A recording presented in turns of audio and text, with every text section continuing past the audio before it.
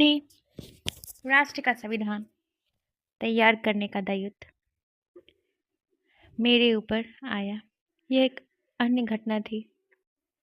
भारत का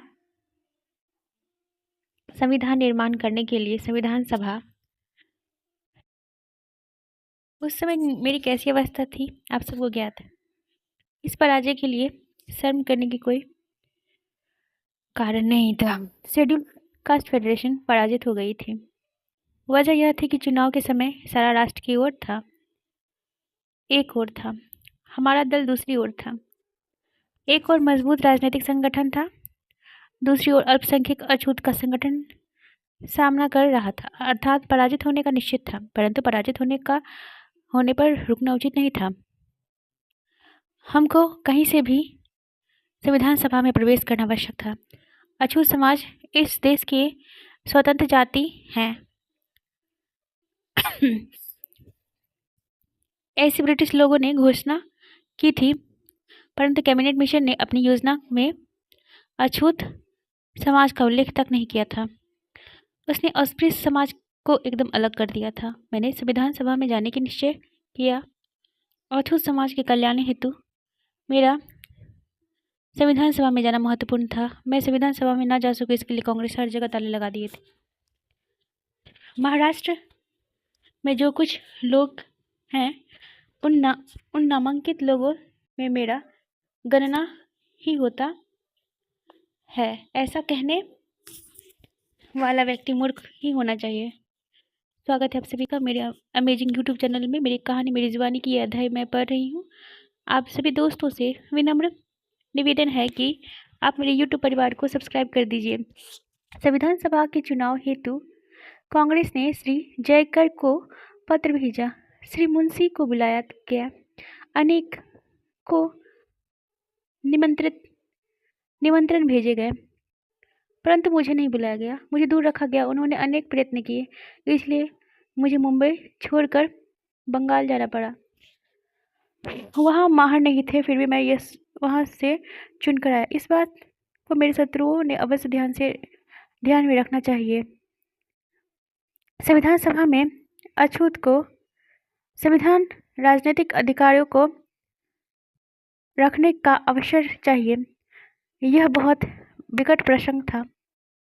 कांग्रेस तथा schedule caste federation के बीच गहरा विरोध होने के कारण एसके फेडरेशन को संविधान सभा में प्रवेश न मिले, इसका कांग्रेस ने निश्चय किया था। कांग्रेस ने संविधान सभा में मेरा जाना असंभव कर दिया। अंततः मैंने वह मार्ग ढूंढी निकाला। बंगाल से संविधान सभा में गया। मेरा इतना ही उद्देश्य था कि अछूत वर्गों के अधिकार संविधान सभा में रख सकूं। हिंदुओं के राज्य के कारण उन्हें कुछ सुविधाएं प्राप्त हो सके। राष्ट्र के संविधान निर्माण करने की यह महत्वाकांक्षा नहीं थी। जहाँ संविधान सभा का सदस्य होना था, वहाँ कुछ मिलकर कल्पना करना असंभव था।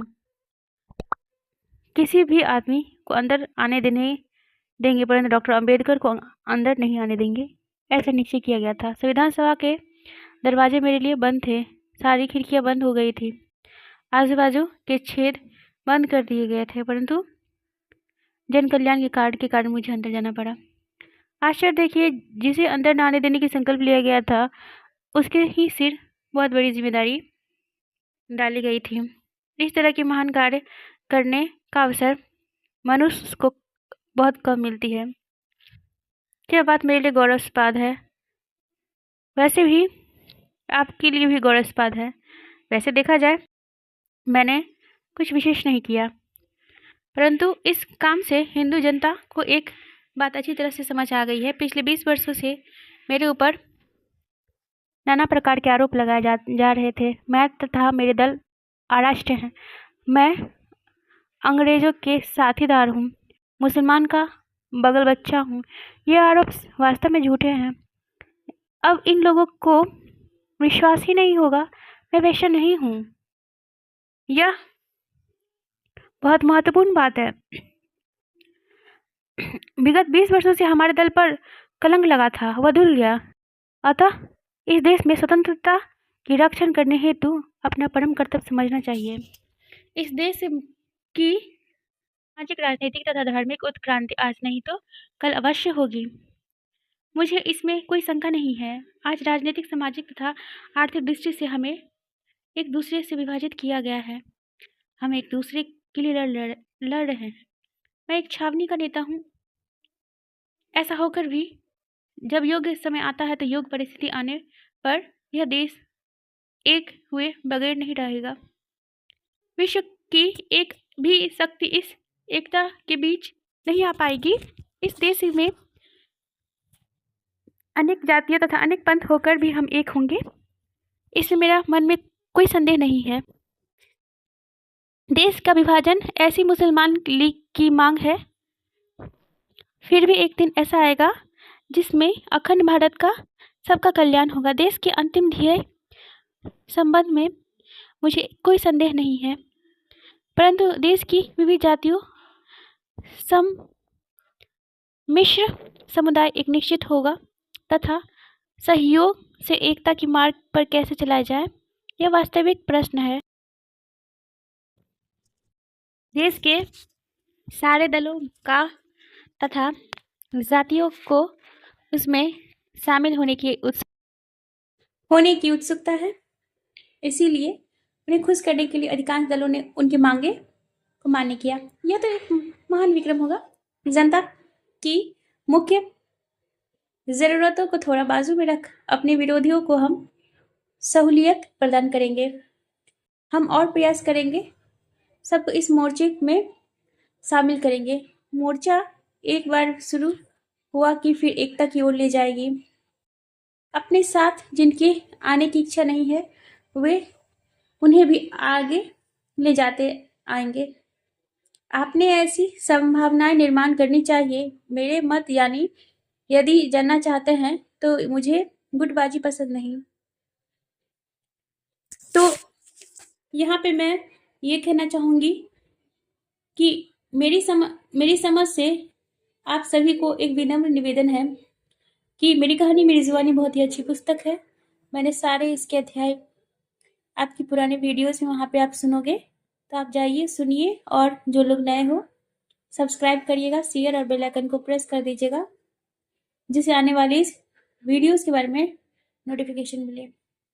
यह मेरी समझ के बाहर है। कांग्रेस तथा मुस्लिम लीगों के बीच सुलह हेतु पुनः प्रयत्न होना चाहिए। जनता का भविष्य तय करते समय दलों तथा नेताओं को क्यों महत्व देना चाहिए। अब 3 मार्ग खुले हैं, शरण, युद्ध अथवा समझौता। वर्तमान में युद्ध की भाषा बहुत लोग बोलने लगे हैं, परंतु लड़ाई करके देश के राजनीतिक प्रश्न हल करने का कल्पना से मेरे शरीर में रोंगटे खड़े हो जाते हैं। बहुतों को साथ बताना चाहता हूँ, यदि युद्ध हुआ है तो अंग्रेज के विरुद्ध न होकर वह मुसलमान के विरुद्ध होगा। मुसलमान को जीत कर यह अपने द्वारा तैयार किया गया संविधान लाद कर यह समस्या हल होने वाली नहीं है। कारण वैसे ही करने पर, परंतु समझदारी देने की बहुत कठिन है। हमने अपने व्यवहार से यह दिखाना होगा। देश के सारे विभाग को अपने साथ लेकर एकता के मार्ग पर मोर्चे में चलने की सत्ता जैसी अपने पास है, वैसी समझदारी भी अपने पास है। Thank you everyone for listening this beautiful story. I do hope you are listening day by day.